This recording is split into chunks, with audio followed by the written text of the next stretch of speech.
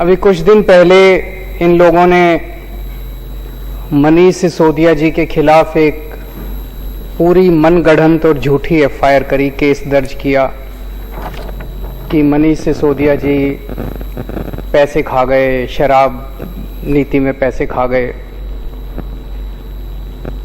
हम लोग public life में हैं। पब्लिक लाइफ में आदमी को किसी भी तरह की जांच पड़ताल के लिए हमेशा तैयार रहना चाहिए। मुझे बेहद खुशी है कि तुरंत मनीष जी ने बयान दिया कि मैं सब तरह की जांच के लिए तैयार हूं, सीबीआई, ईडी जो जांच करना चाहे जांच कर ले। मनीष जी ने धमकी नहीं दी कि मैं तुम्हारे ऊपर डिफेमेशन के केस कर दूंगा, ये कर दूंगा, वो कर दूंगा। अरे क्यों कर दूंगा, जब कुछ करा ही नहीं तो कर लो जांच।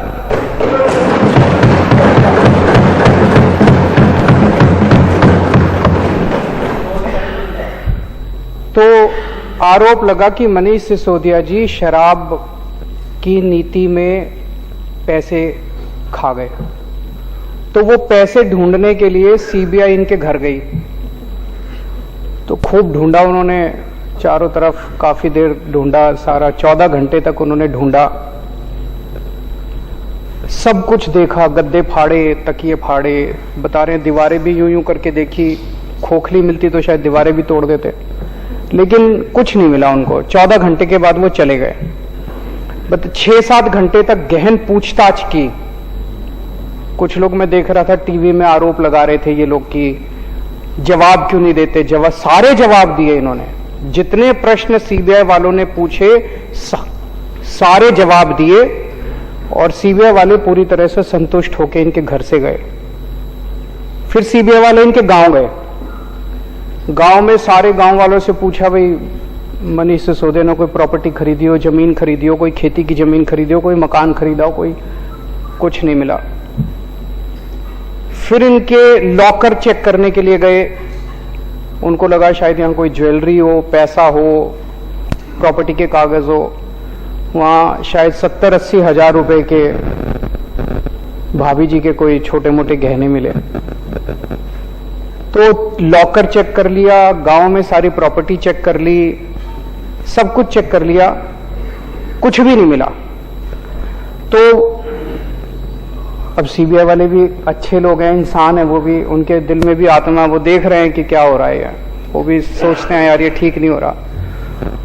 वो जाते जाते कह रहे थे इनको, कहते हैं जी कुछ नहीं मिला हम लोगों को, लेकिन ऊपर से प्रेशर इतना ज्यादा है कि एक बार आपको गिरफ्तार तो करना पड़ेगा। तो मनीष जी ने उनको कहा, भाई चिंता मत करो, जब भी गिरफ्तार करना हो मेरे को बता देना, मैं आ जाऊंगा, मेरे को गिरफ्तार कर लेना। तो गिरफ्तार तो होंगे ये, लेकिन मोटे मोटे तौर पे सारा देश देख रहा है, भाई सारी जांच कर ली, सब कुछ कर लिया, कुछ नहीं मिला, पाक साफ। एक तरह से मैं बार बार कहता हूं कि हम लोग बार बार प्रधानमंत्री मोदी जी से ईमानदारी का सर्टिफिकेट लेके आए हैं, तो एक बार फिर से प्रधानमंत्री जी ने मनीष सिसोदिया को ईमानदारी का सर्टिफिकेट दिया है कि तुम सबसे ईमानदार। बाकी राजनीति तो चलती रहेगी, गिरफ्तारी जो है वो तो राजनीतिक होगी। बाकी राजनीति तो चलती रहेगी, गिरफ्तारी जो है वो तो राजनीतिक होगी। मैं ये देख रहा था कि इस तरह के झूठे सच्चे केस कर करके, इंक्वायरी कर करके मिलता क्या है इनको। मानव जीवन का मुझे लगता है 3-4 हजार साल का इतिहास है। इन 3-4 हजार साल में शायद आम आदमी पार्टी ऐसी पार्टी है जिसके ऊपर सबसे ज्यादा केस हुए होंगे पूरी दुनिया में, पूरे इंसान। मैं सारा आज डेटा लेके आया हूं। हमारे 49 एमएलए के ऊपर 169 केस हुए हैं। छोटी सी पार्टी है, अभी अभी पैदा हुई है, और हमारे ऊपर 169 केस कर दिए इन्होंने। 49 एमएलए पे 169 केस कर दिए। 169 में से 134 केस खत्म हो गए, कोर्ट ने खत्म कर दिए। कोर्ट ने कहा भी कुछ नहीं है इन केस में। खूब डांटा इनको, पुलिस वगैरह को, कि क्या बेकार की केस। 35 केस अभी पेंडिंग है, वो भी खत्म हो जाएंगे थोड़े बहुत दिन में। इसमें मैं देख रहा था 16 केस मेरे ऊपर करे थे इन्होंने। 16 में से 12 में तो मैं बरी हो गया, 4 पेंडिंग है। 13 केस मनीष जी के ऊपर करे थे, उसमें से 10 में ये बरी हो गए, 3 पेंडिंग है। जैन साहब के ऊपर 4 केस करे थे, 2 में बरी हो गए, 2 पेंडिंग हैं। दिनेश मोहनिया पे 10 केस करे थे, 9 में बरी हो गए, 1 पेंडिंग है। वंदना कुमारी पे 6 केस करे थे, सारे बरी हो गए। अखिलेश त्रिपाठी पे 4 करे थे, 3 बरी हो गए। इस तरह से पूरी लिस्ट है 49 एमएलए की। इन्होंने हमारी बोले बसों की खरीद पे घोटाला हो गया, कर लो जी, आ जाओ जांच कर लो। कर ली सारी जांच, कुछ नहीं मिला, एक नए पैसे का कुछ नहीं मिला। बोले शराब पॉलिसी में घोटाला हो गया, उसमें कुछ नहीं मिला अभी तक। तो स्कूलों में घोटाला हो गया, सारे स्कूलों की भी जांच, 4 साल हो गए इनको स्कूलों की जांच करते करते, उसमें भी कुछ नहीं मिला। मोहल्ला क्लिनिक में बोले खूब घोटाला हो गया, उसमें भी कुछ नहीं मिला। बोले अस्पतालों में घोटाला हो गया, अस्पतालों के कंस्ट्रक्शन में, दवाइयों में, पता नहीं क्या क्या, वो सारी जांच कर ली, उसमें कुछ नहीं मिला। कोरोना के वक्त बोले घोटाला हो गया, पूरी दुनिया कह रही है कोरोना में हम लोगों ने बड़ा अच्छा काम किया, बोले घोटाला हो गया, उसकी भी जांच कर ली। बोले सड़कों के निर्माण में घोटाला हो गया, उसकी भी जांच कर ली, उसमें भी कुछ नहीं मिला। इससे क्या फायदा है? इससे कोई देश का फायदा है ऐसी झूठी सच्ची जांच करके? देश का टाइम खराब कर रहे हो, लोगों का टाइम खराब कर रहे हो, काम में अड़चन अड़ा रहे हो, रोज नई नई उलट पुलट जांच कर रहे हो। एक जरूर हुआ है, जब से इन्होंने मनीष सिसोदिया क्या रेड मारी है, गुजरात में हमारा 4% वोट शेयर बढ़ गया। और जिस दिन ये इनको गिरफ्तार करेंगे, मुझे लगता है 6% वोट और बढ़ जाएगा।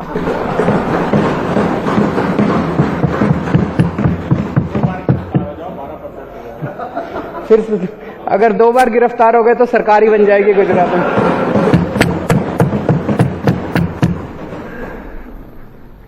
आज देश में राष्ट्रीय स्तर पे 2 ही पार्टियां बची हैं।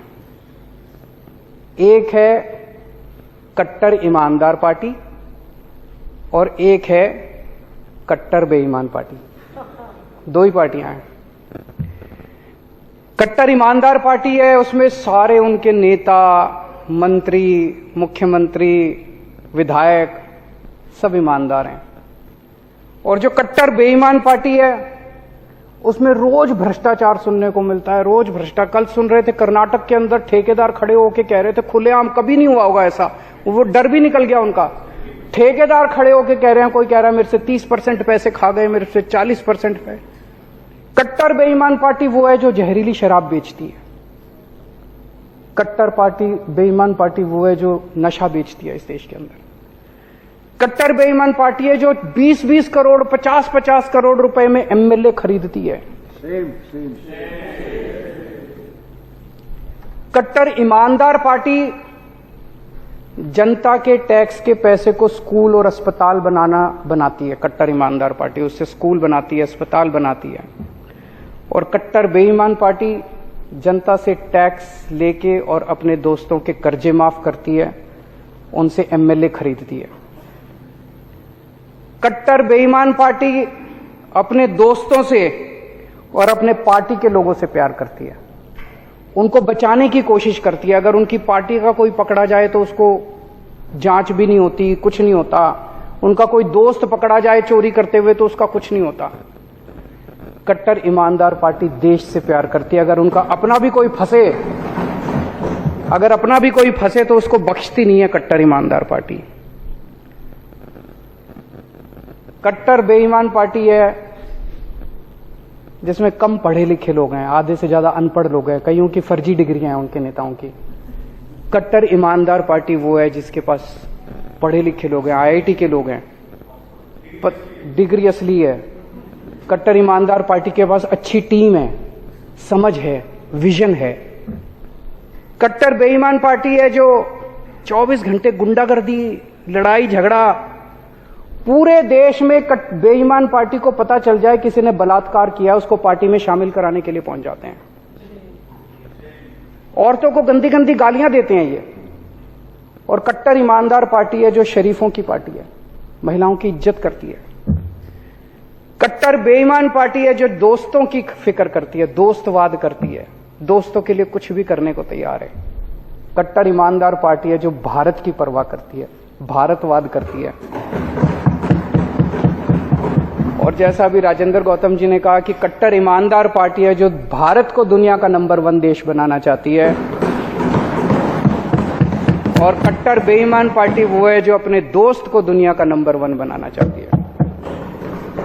मैं कहता हूं मैं फ्री बिजली देना चाहता हूं, बताओ क्या गलत करता हूं? पैसा स्विस बैंकों में नहीं ले जा रहा, जनता को फ्री बिजली। ये इतनी गंदी गंदी गालियां देते हैं, मैं देखता हूं इतनी गंदी गंदी गालियां देते हैं मेरे को। मैं कहता हूं मैं स्कूल और अस्पताल बनाना चाहता हूं देश में। दिल्ली में हमने इतने अच्छे अच्छे स्कूल बनाए, इतने अच्छे अच्छे, जैसे ही मैं कहता हूं मैं स्कूल अस्पताल बनाऊंगा मेरे ऊपर केस कर देते हैं। ये इतने केस कर दिए इन लोगों ने मेरे ऊपर। मैं पूछना चाहता हूं कि स्कूल और अस्पताल बनाए बिना क्या देश की तरक्की हो सकती है? बिल्कुल नहीं हो सकती देश की तरक्की। तो आज 2 मांग हम कर रहे हैं इनसे। एक तो ये जो एमएलए खरीदते हो तुम, इन्होंने महाराष्ट्र में, मध्य प्रदेश में, गोवा में, कर्नाटक में, आसाम में, अरुणाचल प्रदेश में, बिहार में, अब झारखंड में करने जा रहे हैं। बता रहे हैं 20-20 करोड़ से 50-50 करोड़ रुपए तक के एमएलए खरीदे हैं। 6300 करोड़ रुपए इन्होंने एमएलए खरीदने में खर्च कर दिए, जिसकी वजह से देश में पेट्रोल और डीजल के दाम बढ़ गए। तो आज पहली मांग तो इस देश के लोगों की आ रही है, एमएलए खरीदना बंद करो, बहुत हो गई गुंडागर्दी, सरेआम मंडी बना रखी है इन्होंने एमएलए की। एमएलए खरीदना बंद करो और ये पेट्रोल और डीजल के दाम कम करो। और दूसरी मांग है कि ये कर्जे जो तुम लोगों ने अपने दोस्तों के कर्जे माफ करते हो, ये सारा पैसा रिकवर किया जाना चाहिए और किसानों के और स्टूडेंट्स के कर्जे माफ किए जाने चाहिए, ना कि दोस्तों के कर्जे माफ।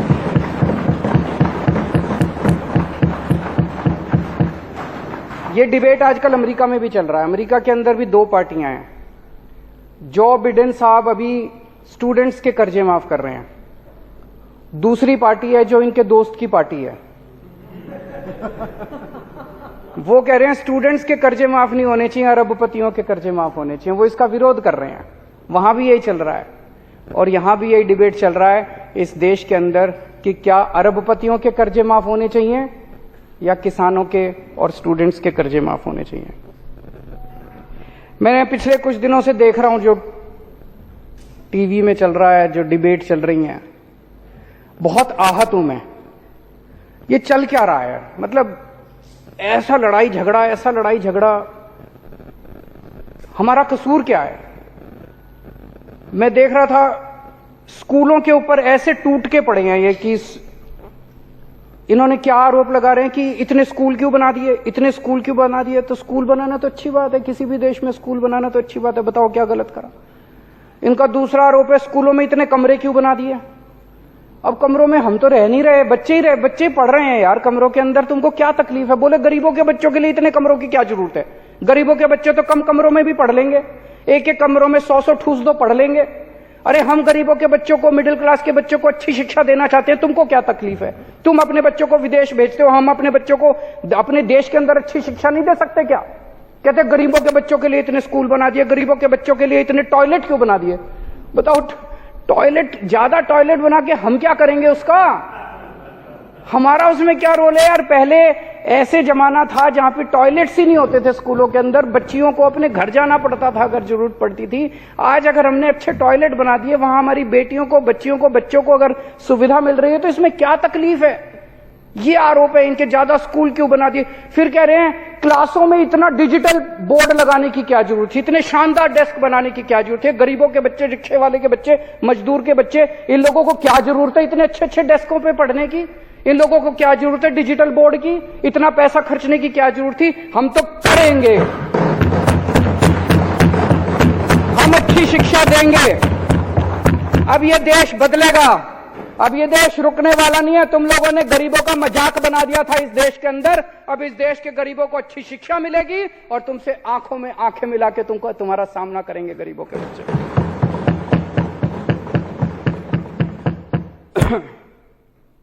पहले कहते थे केजरीवाल ने एक भी स्कूल नहीं बनाया, केजरीवाल ने एक भी स्कूल नहीं बनाया, केजरीवाल ने एक भी स्कूल नहीं बनाया। आजकल कहते हैं केजरीवाल ने ज्यादा स्कूल बना दिए, केजरीवाल ये मतलब मैं समझ नहीं पा रहा। ये मैंने कहा कि जो कट्टर बेईमान पार्टी है इस देश की, वो अनपढ़ लोगों की पार्टी है, डिग्री नहीं है उनके पास, समझ नहीं है उनके, बेवकूफों की भी पार्टी है ये।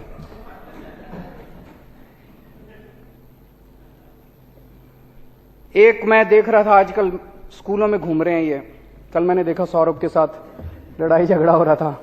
आजकल स्कूलों में घूम रहे हैं कि कमी निकालनी है, कुछ भी कमी निकालनी है। यार जबरदस्ती कमी निकालने की क्या जरूरत है? अच्छे स्कूल बने हैं, अप्रिशिएट करो, आप भी बनाओ, लंबी लकीर खींचो। तो स्कूल में जाते हैं, कुछ नहीं मिलता। एक मैं देख रहा था, इनका बहुत बड़ा नेता एक डेस्क के नीचे घुसा हुआ था। डेस्क के नीचे घुस के देखो यहां पे मिट्टी है, वहां पे दिखा रहा था, देखो यहां पे मिट्टी है, कैमरा वालों को बुला रहा था एक डेस्क के नीचे घुस के। ये क्या है? तमाशा बना रखा है इन लोगों ने। यार अच्छे काम एक दूसरे से सीखते हैं ना। मैं इनको बार बार कह चुका, असम के मुख्यमंत्री के साथ अभी ट्विटर पे बातचीत हुई, मैंने उनको कहा भाई आपने कुछ अच्छा काम किया, मैं आता हूं, दिखाओ मेरे को, मैं भी दिल्ली में करूंगा।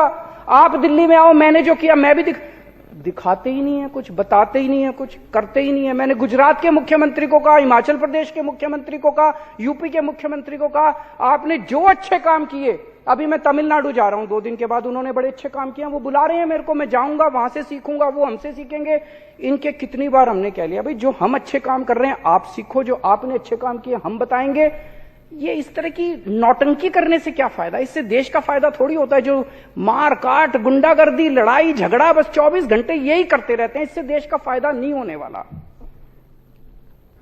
मैं सामान्य सा आदमी हूं, एक मिडिल क्लास का सामान्य से परिवार में पैदा हुआ,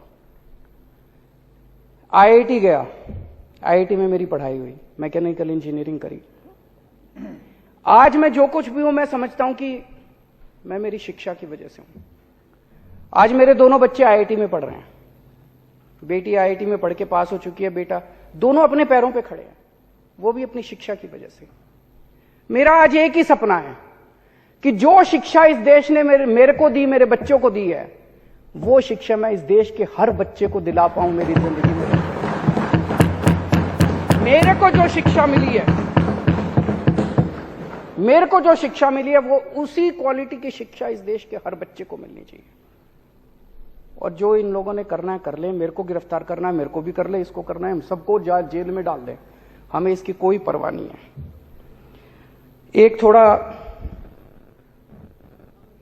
एक दो दिन पहले रिपोर्ट आई थी कि दिल्ली के अंदर कानून व्यवस्था बहुत ज्यादा खराब हो गई है, उसके लेके हम सब लोग चिंतित हैं। हम इसमें किसी भी किस्म की राजनीति नहीं चाहते। हम चाहते हैं कि एलजी साहब और केंद्र सरकार इस बारे में जो भी उचित कदम है वो उठाएगी। हमसे जो भी सहायता चाहिए हम करने को तैयार हैं अपने अपने स्तर के ऊपर। लेकिन महिलाओं की सुरक्षा को लेकर जो रिपोर्ट आई है वो बहुत ज्यादा चिंताजनक है कि पूरे देश के अंदर सबसे अनसेफ मेट्रो जो है वो दिल्ली है। ये दाग हम बर्दाश्त नहीं कर सकते। हम अपनी महिलाओं को हम चाहते हैं वो सबके लिए सुरक्षित हो। और आज पढ़ा हमने न्यूज़पेपर में, मीडिया में भी देखा कि एक बच्ची को गोली मार के 3 लड़कों ने उसकी हत्या कर दी।